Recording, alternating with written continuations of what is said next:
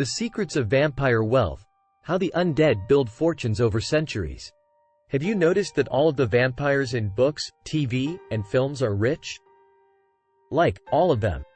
Be it Dracula, Lestat, or Edward Cullen, vampires tend to have ample access to resources. There never seems to be any poor vampires. Why is this? For generations, vampires have been a popular theme in literature, and they are frequently portrayed as affluent people who reside in lavish palaces and have access to all the finer things in life. Nevertheless, why is that so?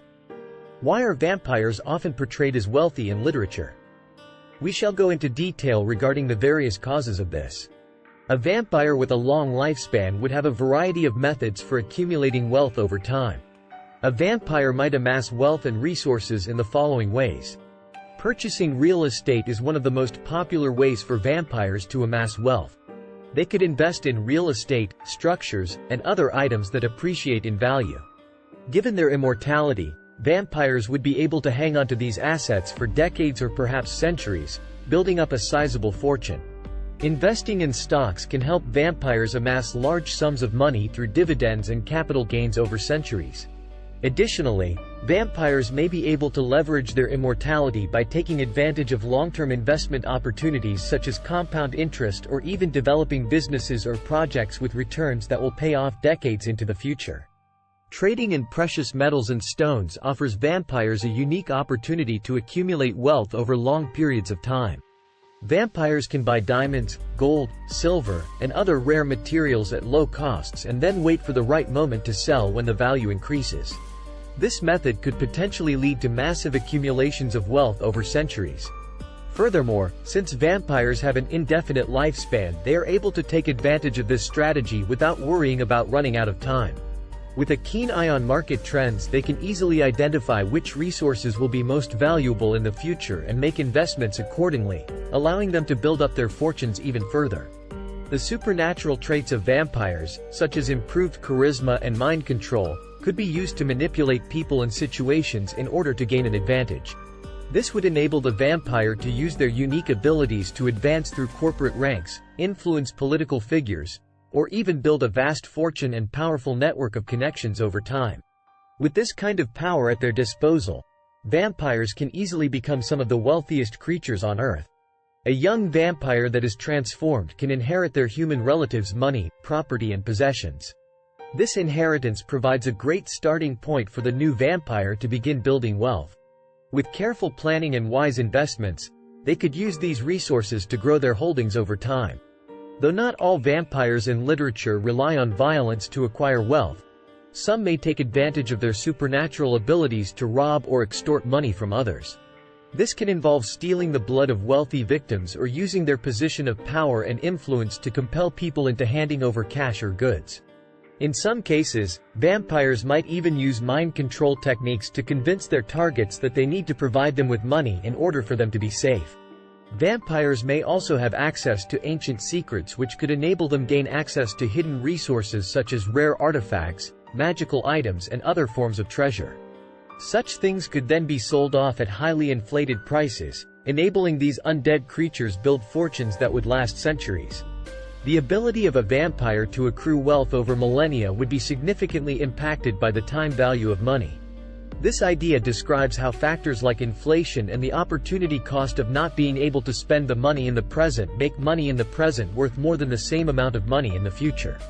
This means that a vampire that lives for centuries would have to be careful to invest their money in ways that produce returns greater than the rate of inflation. If not, their wealth would depreciate over time, making it impossible for them to maintain their current quality of living. They would also have to think about the opportunity cost of locking their money up in long-term investments. They might pass up other investment chances in the interim. For instance, if they invest in real estate that doesn't produce a return for several decades. The time value of money, on the other hand, can also work in the vampire's favor.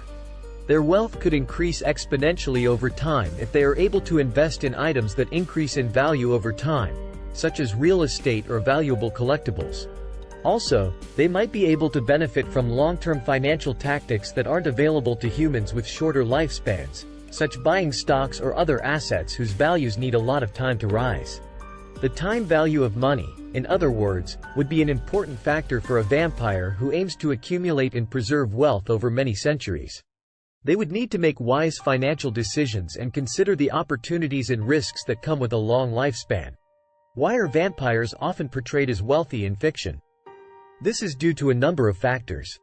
First off, riches and luxury are intimately related to power, and vampires are strong beings.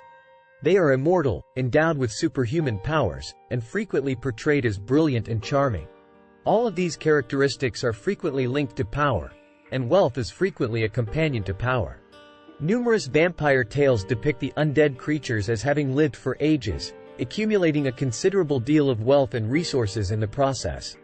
Afterwards, they utilize this wealth to increase their authority and control over the mortal world. Second, vampires are frequently portrayed as aristocrats or wealthy people. This is partially because the vampire mythology developed in Europe at a time when the nobility was held in high regard. The immortal, strong, and affluent aristocrat concept was thus a logical fit for the vampire mythos. Also, the upper class is frequently linked with intelligence, culture, and refinement, all characteristics that are frequently assigned to vampires in literature. Lastly, it's become a cliché in popular culture to think of vampires as affluent individuals. This indicates that it has developed into a typical and identifiable component of vampire novels, and authors frequently use it to indicate to readers that the story they are reading is, in fact, about vampires. This is akin to other well-known clichés that are common in fiction, like the damsel in distress or the wise old mentor. Finally, there is a useful function in storytelling for the notion of the vampire as a wealthy individual. Many times, vampires are portrayed as nocturnal animals that only emerge at night. As they must have a place to stay during the day, it is much simpler to depict them as residing in a huge, secluded house rather than a little apartment in a rundown neighborhood. Also, the notion of a wealthy vampire permits authors to examine class and power-related themes, which are frequently at the heart of vampire novels. For whatever reason, vampires are wealthy. They have supernatural powers they can exploit.